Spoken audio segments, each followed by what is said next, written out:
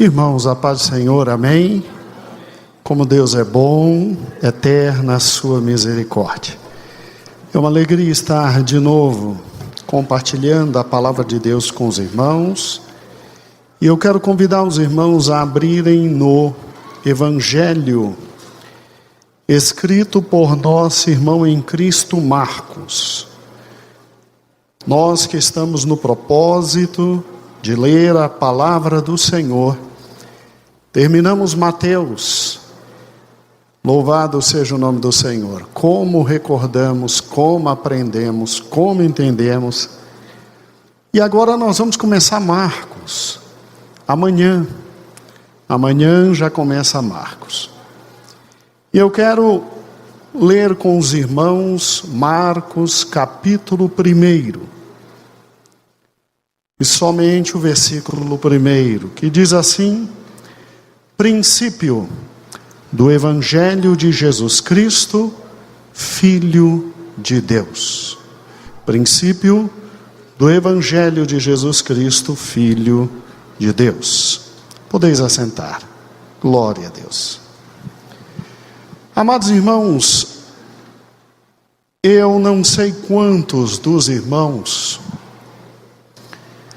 já pensaram na figura histórica do evangelista Marcos. Isso porque muita gente confunde.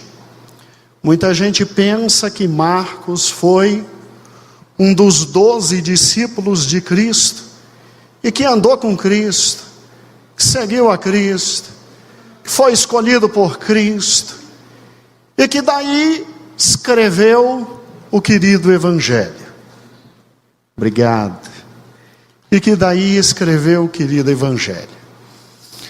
Mas, ao contrário do que muitos pensam, Marcos, ele não foi um dos 12. Você pode pegar qualquer lista, ele não estava entre os 12. E a pergunta é: então por que ele entra no rol sagrado? Porque o que ele escreveu, e que vamos a partir de amanhã, os irmãos que oram 1, 2 da manhã, e já com ardor gostam de ouvir as mensagens que nós enviamos através do WhatsApp, já vão obviamente ouvir a partir da meia-noite, 1 ou 2 da manhã. Por que Marcos entra? Porque a igreja permite, reconhece quem é João Marcos. Quem é João Marcos? E em última análise, o que ele tem para cada um de nós? Ele começa: Evangelho de nosso Senhor e Salvador Jesus Cristo. Primeira informação de Marcos para os irmãos é: ele era um habitante de Jerusalém, ali no 1º século. Quando Jesus já tinha começado o seu ministério, ele com sua mãe, adivinha qual o nome da mãe de Marcos? Só para variar, Maria. Nós temos 500.000 Marias no Novo Testamento. E a mãe de Marcos se chamava Maria. Respeitadíssima. Alguém de classe média alta, com riquezas, próspera, e uma das mulheres que mais serviu ao Senhor Jesus, a mãe de Marcos. Então vemos que o menino vem de uma casa aonde se tinha o temor a Deus. Isso aconteceu muito no Novo Testamento. Timóteo, um dos grandes da segunda geração, tal como Marcos, outro grande da segunda geração, vieram de um lar temente a Deus. E olha que Timóteo não tinha só a mãe que servia a Deus, tinha também a avó que servia a Deus. Então escute, mães que estão aqui, avós que estão aqui, o teu filho pode ser um João Marcos. Oxalá o Senhor nos dê nesta igreja muitos Marcos. Muitos Marcos. Marcos tinha sua mãe chamada Maria, e a casa de Maria era uma igreja. Era uma igreja. Não se brincava não. Maria era serva de nosso Senhor e Salvador Jesus Cristo. Maria era uma daquelas que, dentre as outras Marias, servia a Cristo no máximo possível em tudo que podia. E João Marcos nasce e cresce num lar como esse. Primeiro judeu por tradição. Judeu por tradição. Absolutamente voltado às grandes e maravilhosas bênçãos de Israel, mas uma casa que foi alcançada pelo amor de nosso Senhor e Salvador Jesus Cristo. Para que você veja a importância da casa da mãe de Marcos, e obviamente a casa de Marcos. Adivinha onde o povo estava orando quando Pedro foi preso? Adivinha? Precisamos da ajuda dos universitários. Quer uma dica maior? Pastor, é lógico. A casa da mãe de Marcos. Olha o texto comigo. Vamos juntos. Atos 12, versículo 11 e 12. Pedro estava preso. A igreja desesperada. Pedro, um dos grandes líderes. O homem que mais falava. O homem que abria a boca e 3.000 aceitavam o Senhor Jesus de uma vez só. E olha que interessante. A igreja ora. Você se lembra desse texto, né? A igreja pede. A igreja suplica.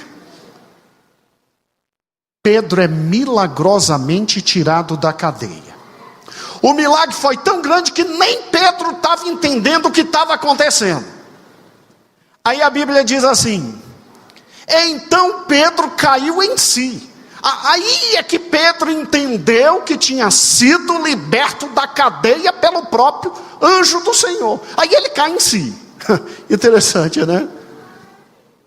Olha que lindo. E disse: agora sei, sem nenhuma dúvida, que o Senhor enviou o seu anjo e me libertou da mão de Herodes. E indo, o povo esperava.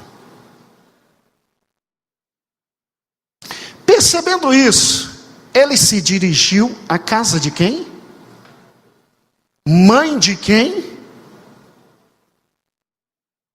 Também chamado Marcos, onde muita gente se havia reunido e estava orando. Aí lá o que aconteceu? Lá o que aconteceu?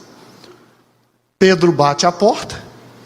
As escrituras dizem que uma menina foi ver. Ela volta correndo, dizendo para todo mundo: ó, Pedro está aí. E ninguém acredita. Quer dizer, o povo ora, o povo pede a Deus, o povo vê grandes milagres, o povo está pedindo a libertação de Pedro, e simplesmente o povo não acredita que era Pedro que estava lá fora. Como era uma casa judaica no primeiro século? Como era uma casa judaica no primeiro século? Aqui tem um modelo de uma casa extremamente simples. Você pode ver, meu amado irmão, que ali você tem a casa, e aqui em cima o que a gente chama de teto. Aqui era utilizado para duas coisas: ou para reuniões, ou local onde se deixava o trigo, o milho, a cevada, absolutamente exposta para depois se colher o melhor do grão. Algumas casas na época de Cristo, irmãos, de gente principalmente rica, o que nos faz acreditar que era a casa de Maria, mãe de João, mais ou menos um estilo dessa casa aqui, ó. Você tinha então exatamente num local como esse algo muito mais grande, muito mais arejado. E, obviamente, as reuniões não eram feitas no segundo andar, eram feitas ali, ó. Ali era o local chamado cenáculo, onde se faziam as reuniões. Aqui os animais, aqui a produção. Cada casa tinha um poço para retirar sua própria água. E, obviamente, muitos servos. Jesus, com certeza, ficava em casas desta natureza, porque Deus dava o seu filho do melhor. Aqui é praticamente uma réplica da casa de Maria, de Marta e de Lázaro, segundo grandes autores. Mas havia também, naquela época, casas em que o segundo andar, não era como essa, o único andar, casa em que o segundo andar é que era o local das reuniões ou cenáculo. Então olha que interessante, o primeiro andar acomodava exatamente tudo que você está vendo aqui, exceto a sala de reuniões, e o segundo andar é que acomodava aqui, ó, toda a sala de reuniões. E ao que parece, a casa de João Marcos e de sua mãe era uma propriedade extremamente grande e próspera, com o segundo andar todo aqui, enorme, só que aqui, ó, voltando. Imagine aqui em cima dessa estrutura toda, um segundo andar, que comporta entre 50 a 70 pessoas, irmãos. E olha que interessante, provavelmente a casa de João Marcos era deste tamanho, porque ali se reunia, com certeza, a maioria dos nossos amados irmãos, no primeiro século, porque nos era proibida a reunião em templos. A gente de vez em quando conseguiu o templo de Jerusalém e uma sinagoga. Quando entrávamos para falar a palavra de Cristo. Então a maioria das igrejas se reuniam em casas, no segundo andar, em gabinetes não tão grandes como essa igreja, mas metade dessa igreja, para você ter a dimensão, uma média de 50 a 70 pessoas, e o evangelho era pregado. E a casa de Marcos servia exatamente para isso. Olha que interessante aqui, Marcos capítulo 14, versículo 13 ao 15. Vou descer para poder ler um pouquinho melhor e ler com os irmãos e poder enxergar. Olha que interessante. Quando Jesus estava perto de morrer, e ele diz para os seus discípulos: olha, entrem em Jerusalém, dobra à direita, depois vira à esquerda, e vocês vão encontrar uma casa na qual eu já mandei, já determinei que ali se fizesse nossa reunião para a Páscoa. Eu pessoalmente creio que a casa de Maria, a mãe de Jesus, não serviu somente para os apóstolos depois se reunirem e orarem e a igreja começar. Eu creio que essa casa foi a que Jesus usou na Páscoa, quando saímos da Páscoa e fomos para onde? Fomos para a Santa Ceia. Olha que interessante. Então ele enviou 2 dos seus discípulos dizendo: entrem na cidade, um homem carregado pode aguardar vivo ao encontro de vocês, virá ao encontro de vocês. Sigam e digam ao dono da casa em que entrar. O mestre pergunta: onde é meu salão de hóspedes? É muita, gente, convenhamos, não é muita moral você chegar na casa de quem você nunca viu e olhar e dizer: onde é que é a sala do mestre? Ou seja, Jesus, quando requisitou a casa para sair do Velho Testamento e ir para o Novo Testamento, era uma casa que ele já usava normalmente e que ele tinha literalmente liberdade para lá estar. Irmãos, são 2000 anos de pesquisas dos grandes historiadores cristãos. Só tinha uma casa em Jerusalém que Jesus tinha tanta liberdade. Chuta qual é? Chuta qual é? A da mãe de João. Diga Comunicam ao dono da casa em que ela entrar. O mestre pergunta: onde é o meu salão de hóspedes, no qual poderei comer a Páscoa com meus discípulos? E lhes mostrará uma ampla sala no andar superior, mobiliada e pronta. E façam ali os preparativos para nós. Vocês acham que Cristo e seus discípulos tinham dinheiro para fazer toda uma festa de Páscoa como era determinado pelo rito judaico? A última vez que Jesus conversou com seus discípulos e disse assim: vem cá, como é que é? A gente consegue alimentar alguém? Eles disseram: ó Jesus, são só 4.000 homens, e a vaquinha que nós fizemos aqui, mal dá para Pedrão, está compreendendo? Tinha que ser uma casa que ele conhecesse, que tivesse muita moral, que sempre ficasse por lá, e que mais ainda, preparasse tudo.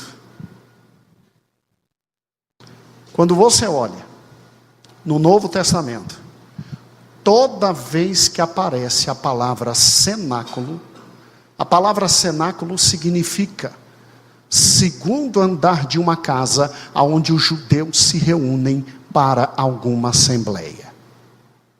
Qual a única casa em Jerusalém que preenchia isso? Marcos foi menino que cresceu vendo, com certeza, todos os grandes momentos do Evangelho.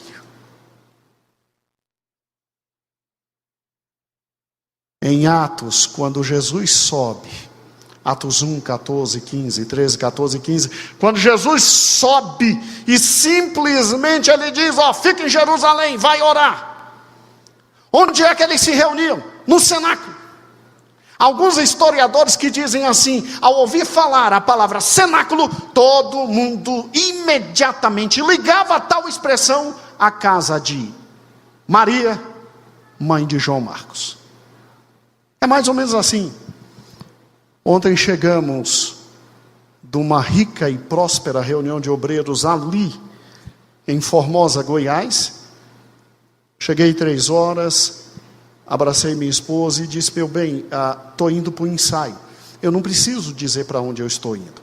Eu estou indo para o ensaio. A expressão ensaio significa igreja de 4 às 6, tocando tuba na banda. Alguns historiadores chegam a dizer a expressão cenáculo, quando designava no território de Jerusalém, era a casa da mãe de João Marcos. Amados irmãos, obviamente nós não temos certeza absoluta desse fato, mas só pelo texto de Marcos 13 a 15, quando aquele povo acuado, apertado, com medo, desesperado, porque o grande líder tinha sido preso, e estava todo mundo orando e pedindo a Deus misericórdia, você vê que a casa de João Marcos era um refúgio espiritual, e ninguém iria para lá só porque disseram: hoje à noite é a casa de João Marcos. Designa uma certa constância daquele povo em naquela casa se reunir para ali buscar a Deus. Marcos então cresce com uma mãe que tem a Deus, e com uma mãe que abre as portas da sua casa quando o perigo está rondando, porque se pegar o Pedro, não vão pegar o resto? Se estão arrebentando o Pedro, não vão arrebentar o resto? Marcos tem um outro detalhe que eu acho fantástico no evangelho dele, que é exatamente esse aqui. Mais um texto bíblico. Marcos 14, de 50 a 52. Acompanhem comigo. Então todos o abandonaram e fugiram. Marcos está narrando o momento em que Jesus é levado. E ele está dizendo: todos o abandonaram e o quê? Fugiram. Olha que interessante isso aqui. Um jovem, ele não diz quem é, um jovem, Adivinha quem é esse jovem? Vestido apenas de lençol de linho, estava seguindo Jesus. Quando tentaram prendê-lo, ele fugiu nu, deixando o lençol para trás. Chuta quem era esse jovem. Marcão. A maioria dos historiadores diz, ele não quis se identificar, mas ele quis narrar esse fato da vida dele. Era menino, viu Jesus, estava dormindo meio nu. Meu Deus, o que está acontecendo? Veste rapidinho, vai ver e etc. Os soldados romanos viram, peraí, quem é aquele moleque? É o moleque, pega. Quando ele ouviu, pega, ó. E o pior, não dava para segurar os lenços. Sumiu. Foi Marcos, pastor. Eu vou deixar você ler o evangelho inteiro de Marcos. E aí, quando terminar o evangelho de Marcos, a gente prega sobre isso. Quem era o menino nu? Olha que interessante. O menino cresce em todo esse meio cristão, ouvindo a palavra de Deus, vendo a casa dele ser ponto de pregação, ponto de busca da presença de Deus, momento e local aonde as pessoas vinham para receber o Senhor Jesus e pedir. E o menino se aproxima muito de alguém chamado Pedro. 1 Pedro capítulo 5, versículo 12 a 14 diz assim: com a ajuda de Silvano, quem considera irmão fiel, eu escrevi resumidamente, encorajando-os e testemunhando que esta é a verdadeira graça de Deus. Mantenham-se firmes na graça de Deus. Aquele que está em Babilônia, também eleita, envia saudações. E também Marcos, meu filho. Marcos, meu filho. Saúde aos outros com um beijo santo de amor. Paz a todos vocês que estão em Cristo.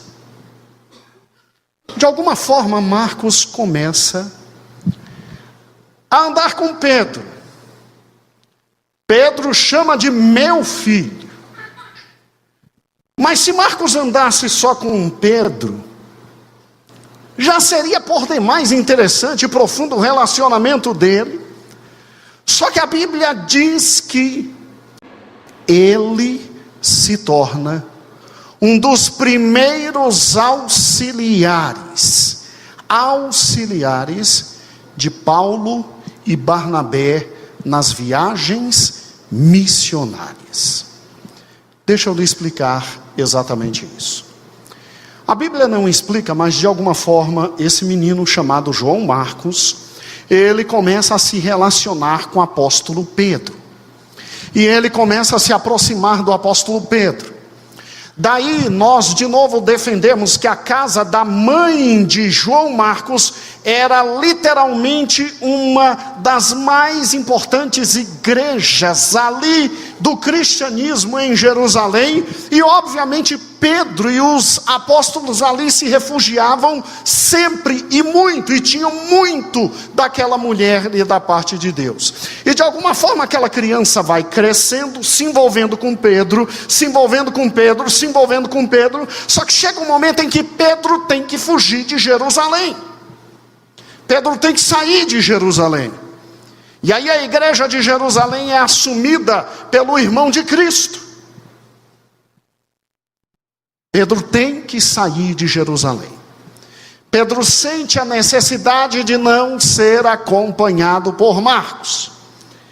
E ao que parece, Pedro se aproveita da viagem que Barnabé e Paulo fazem de Antioquia até quem?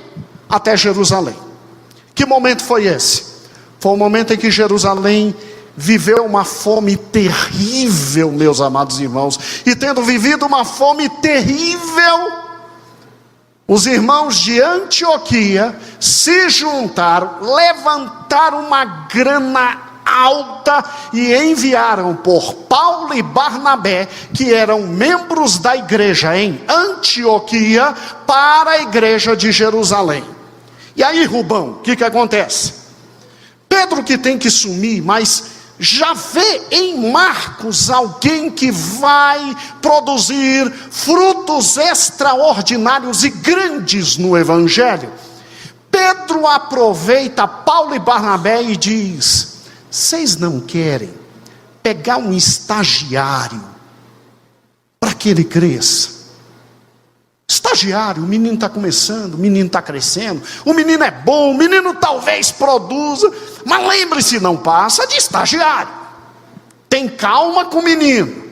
Agora vem cá, porque Pedro se aproveita dos dois para levar seu filho na fé para os dois.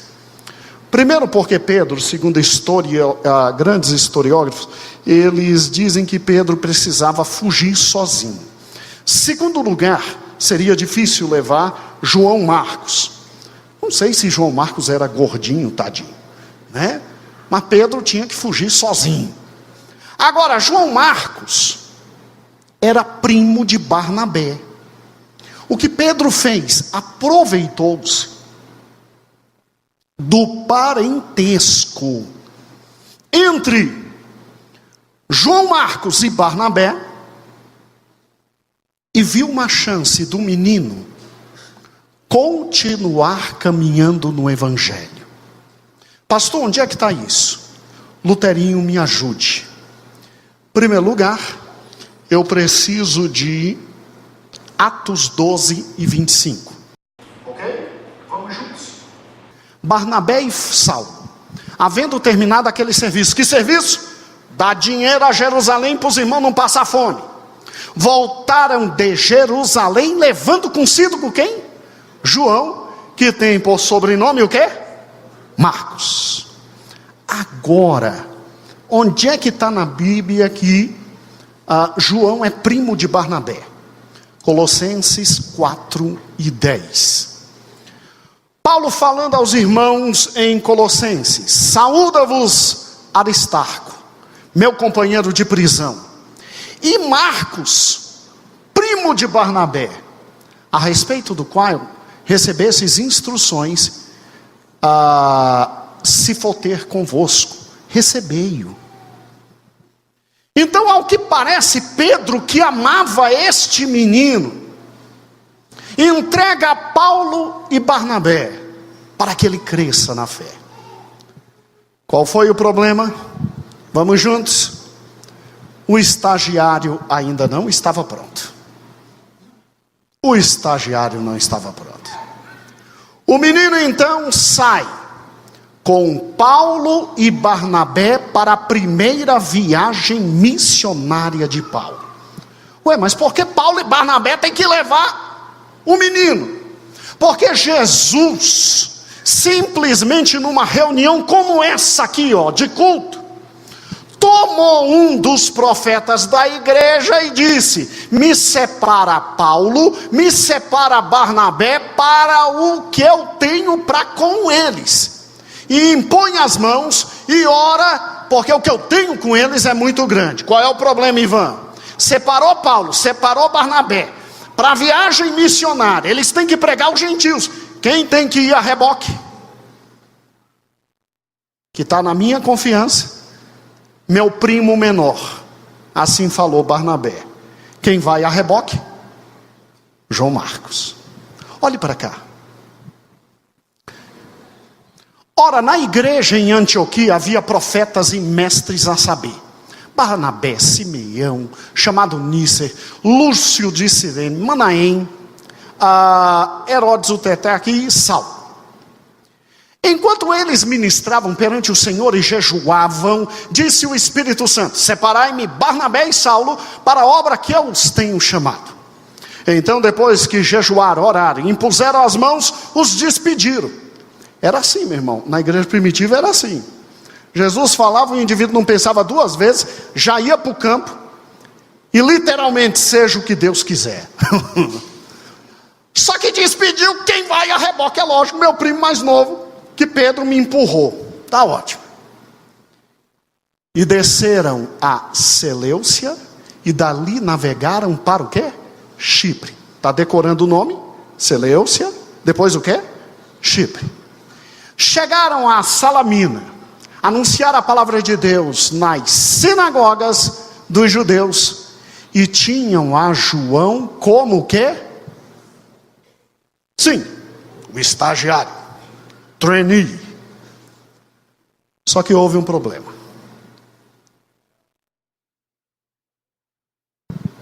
João disse: quer mais não. Quer não. Quer não, porque estou vendo Paulo apanhar. Estou vendo Barnabé apanhar. Estou vendo os dois de vez em quando correr. Quer não. E olha o que esse menino fez em Atos capítulo 15, versículo... não. Atos 13 e 13, Luterinho. Atos 13 e 13. Tendo Paulo e seus companheiros navegado de Pafos e chegando em Perge, na Panfilha, o bonito faz o quê? João, porém, apartando-se deles, voltou para o quê? Eu tenho um mapa aqui para você ver o problema que esse estagiário trouxe. Olha o problema que esse ser trouxe. E você vai ver porque o apóstolo Paulo passou a ter em relação a ele a vontade de nunca mais vê-lo. E para Paulo simplesmente se revoltar com um, é porque o que o moleque fez não foi brincadeira. Está vendo o mapa? Se você não está vendo, já lhe falei, desde domingo na ceia, para ir no oftalmologista. Ou então começar a sentar mais perto. Olhe para cá. Mas vai sair na pregação bem pertinho. Como foi que aconteceu a coisa? Em primeiro lugar, levaram de Jerusalém até Antioquia um sujeitinho chamado o quê? João o quê? Aí Antioquia separaram, o Espírito Santo separa Paulo e Barnabé. Aí eles vão ali de Antioquia para Seleucia. De Seleucia, Salamínia. Salamínia, Paf. Aí quando chega ali em cima, vão falando, pregando, apanhando, falando, pregando, apanhando. Quem foi que disse quer mais não? E que simplesmente pegou quase 1/3 dos recursos para voltar para casa. Chuta quem foi o bonito que fez isso? Talvez o mesmo que vendo Jesus, e ao ouvir os guardas dizendo pega, pega, talvez o mesmo que saiu nu correndo. Acompanhe o texto por gentileza, para você ver que não estou brincando. Olha aqui. Decorridos alguns dias, disse Paulo a Barnabé: tornemos a visitar os irmãos por todas as cidades em que temos anunciado a palavra do Senhor, para ver como vão. Ora, Barnabé queria que levasse também quem? João Marcos.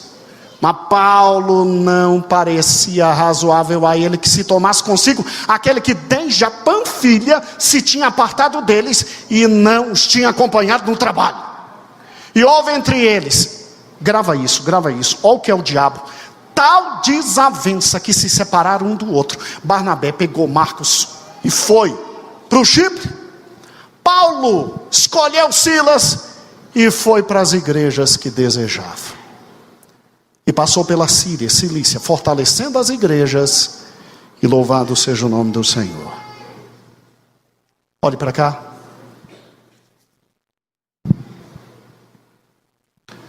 Dez anos se passam. Quantos anos se passam? Deste caso. E ninguém sabe como. Ninguém sabe de que forma. Paulo fala o que ninguém esperava. 10 anos depois. É o 10. Saúda-vos Aristarco, meu companheiro de prisão, e Marcos, primo de Barnabé. Olha o que Paulo fala, que estranho. A respeito do qual recebestes instruções, e se for ter convosco, recebei-o. Peraí, Paulo não queria ver Marcos? Não é outro Marcos? Não. 10 anos depois, o estagiário se torna um dos mais importantes assessores de Paulo. Quer ver? Filemão Luterinho. Não perguntem o capítulo, só tem um capítulo em Filemão. Depois que Paulo fala com o irmão Filemão, ele diz: saúda-te Epáfras, meu companheiro de prisão em Cristo Jesus. Assim como o quê? Aristarco, Demos e Lucas, Marcos e o quê? Meus o quê?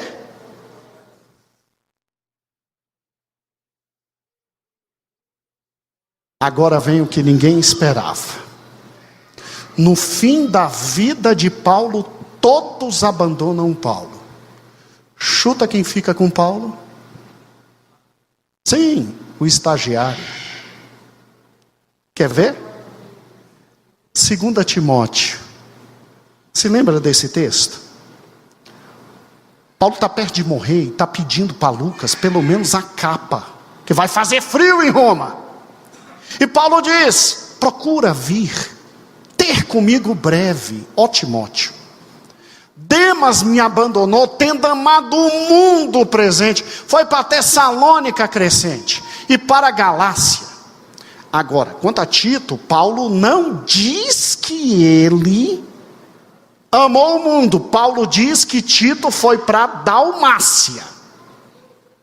Continuando. Só Lucas está comigo. Só Lucas, o outro estagiáriozinho, tadinho. Médico estagiário. Já ouviu isso? Toma quem? Toma Marcos. Traz contigo, porque me é muito útil para o ministério.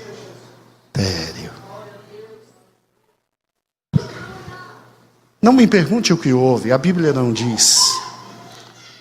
Não indague o que aconteceu, a Bíblia não diz. A Bíblia só diz que 10 anos depois, simplesmente esse menino é extremamente útil para Paulo. E Paulo diz: ó, vem e não esquece de Marcos, porque eu preciso dele e ele é muito útil. Paulo morre. Quem fica como grande e único apóstolo? Pedro. E aí Pedro, em 1 Pedro 5,13 diz quem é esse menino para ele. Esse menino é seu filho na fé.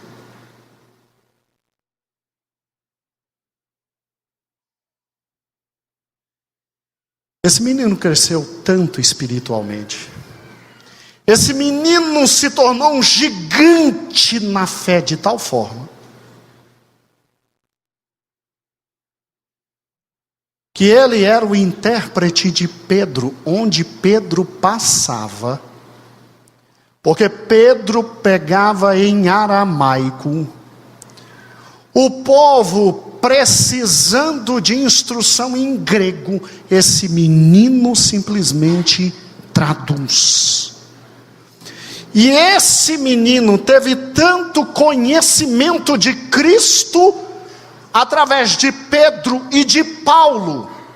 Ele ouviu tanto tanto do Senhor que ele que não viveu com o Senhor, o povo disse: por gentileza, dá para escrever o que Pedro te ensinou? Dá para escrever o que Paulo te falava? Dá para escrever o que simplesmente esses homens te narraram do Senhor Jesus Cristo? Ele foi tão acuado, tão acuado, tão acuado, que saiu o Evangelho segundo o quê? Marcos. E se foi o primeiro Evangelho, como muitos dizem, então todos os outros partem dele como primeira fonte informativa. Sobre Marcos, não se tem muita informação, só essas. Mas quando você pega aqueles que ficaram no lugar dos apóstolos, os seus discípulos, no lugar de Paulo, Timóteo, no lugar de João, Papias, no lugar de Mateus, Clemente, quando você pega aqueles que os teólogos chamam de pais da igreja, olha o que esses homens falam de João Marcos. Olha que interessante. Papias, que viveu do ano 70 a 140, era um dos que mais apertava Marcos para escrever. Olha que interessante. Aqui é uma foto atualizada dele, me enviaram hoje à tarde pelo WhatsApp, né? E aqui está. Eu vou ler porque aí atrás vocês não veem. O presbítero, ou seja, apóstolo João, Papias foi discípulo de João. O discípulo, assim diz, o presbítero, apóstolo João, também dizia o seguinte: Marcos, intérprete de Pedro, fielmente escreveu, embora de forma desordenada. Você não pode esperar de Marcos o que Lucas tinha. Lucas era historiador, Marcos não. Embora de forma desordenada, tudo que recordava sobre as palavras e atos do Senhor, tudo que recordava das palavras e atos do Senhor, de fato ele não tinha escutado o Senhor nem o seguido, mas como já dissemos mais tarde, seguiu Pedro, que o instruía conforme necessário, mas não compondo um relato ordenado das sentenças do Senhor. Quem compõe um relato ordenado histórico é Lucas. Agora escute. Portanto, Marcos, em momento algum, errou ao escrever as coisas conforme recordava. Sua preocupação era apenas uma: não omitir nada do que havia ouvido, nem falsificar o que transmitia. João disse isso para o seu discípulo Papias. Tertuliano, o maior apologeta de todos os tempos, disputar com esse homem era doloroso. Eu também recebi do século II uma foto atualizada via WhatsApp, coloquei aqui para os senhores. Tertuliano dizia assim: o evangelho que Marcos publicou pode afirmar-se ser de Pedro, de quem Marcos foi o intérprete.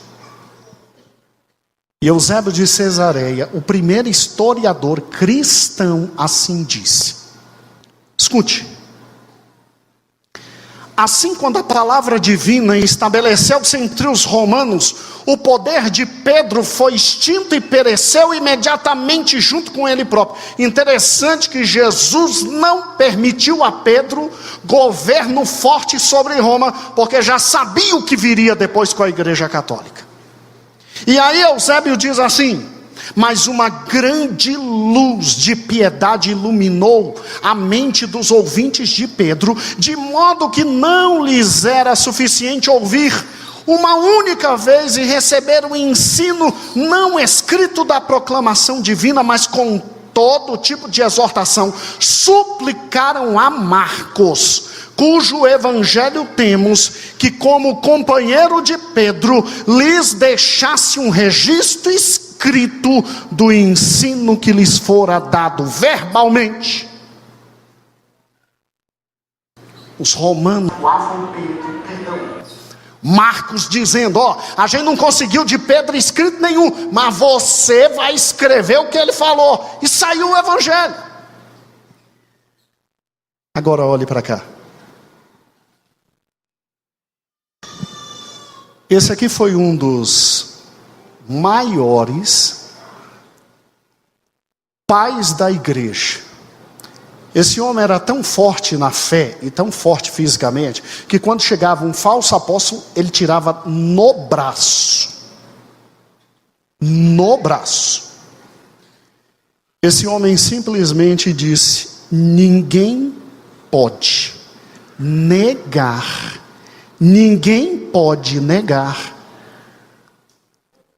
que Marcos foi dado a nós por Jesus Cristo.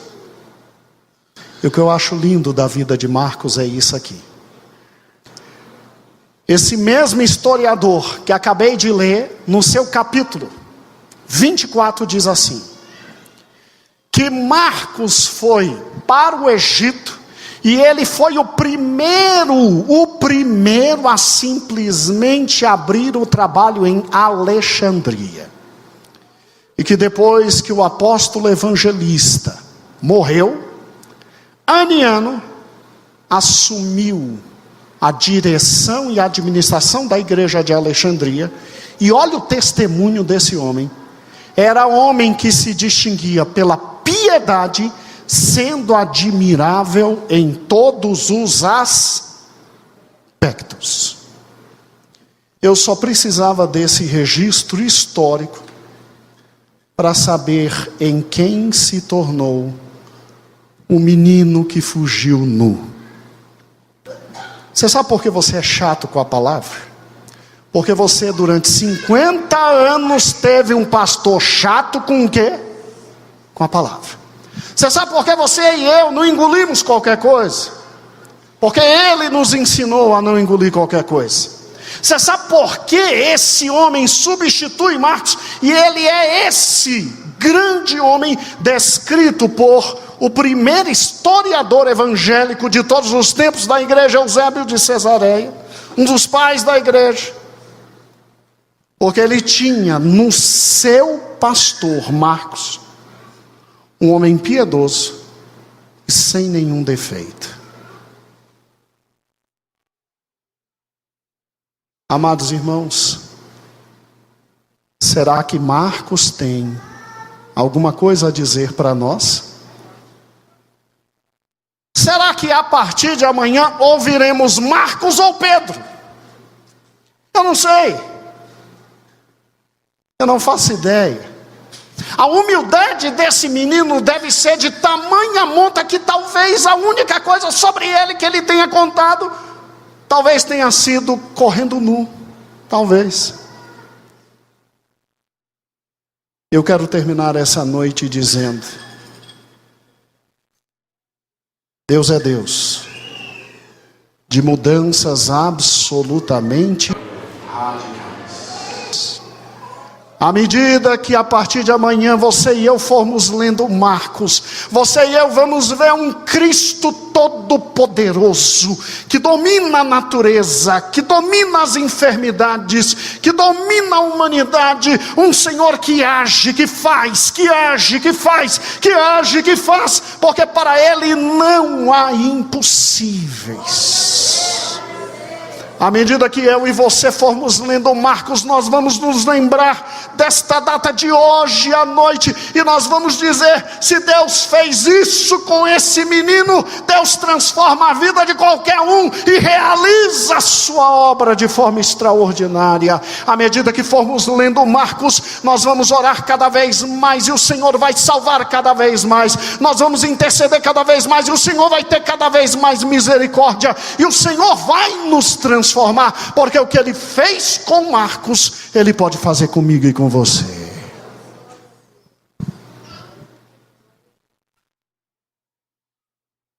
Por fim, Marcos é a maior prova de que as coisas que começaram mal não precisam terminar mal. A quem você odeia? Eu vou perguntar de novo. A quem você e eu odiamos? Quem é que não nos desce? Quem é que quando olhamos sentimos náusea? Por favor, não me olhe assim. Tende misericórdia. Rubão, quem é que eu e você, nós fazemos questão de passar bem longe? O que ele fez para ti? O que ele realizou na tua vida? Escute, estou terminando. As crianças já chegaram, já sei que tem que parar. Escute, o que começou mal não precisa terminar mal. Eu oro para que no último capítulo de Marcos, Deus derrame um espírito de reconciliação entre nós, a ponto de podermos chorar juntos e rir juntos.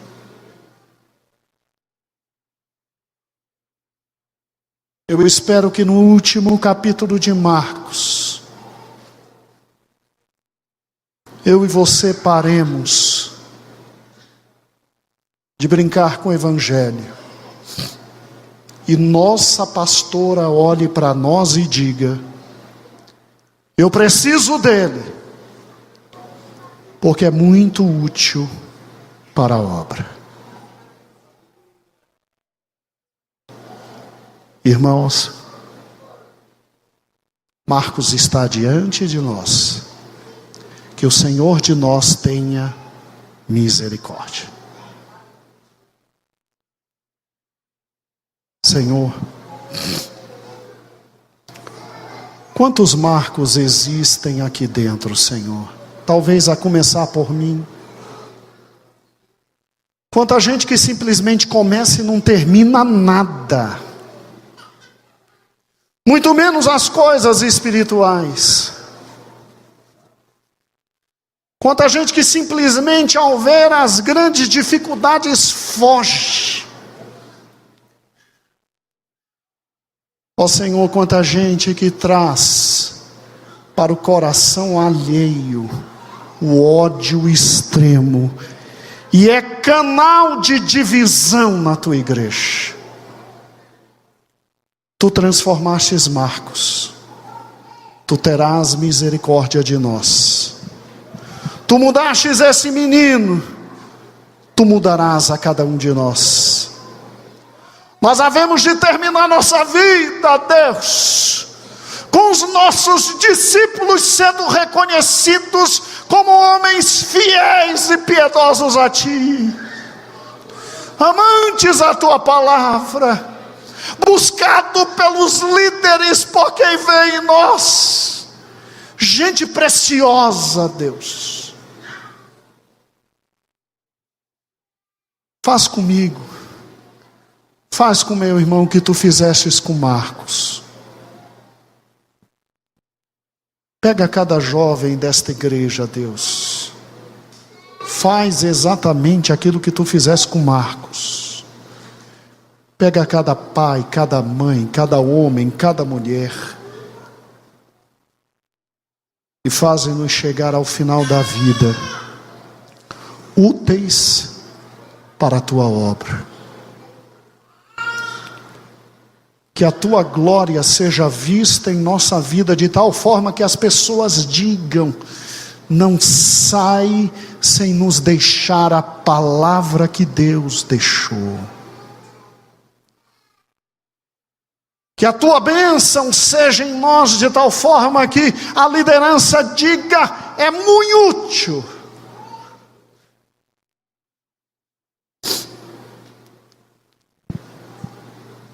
Senhor, nós não desejaríamos a morte que ele teve. Historiadores dizem, Cristo, que ele foi amarrado a cavalos e morreu despedaçado em Alexandria, porque muitos estavam deixando as religiões antigas.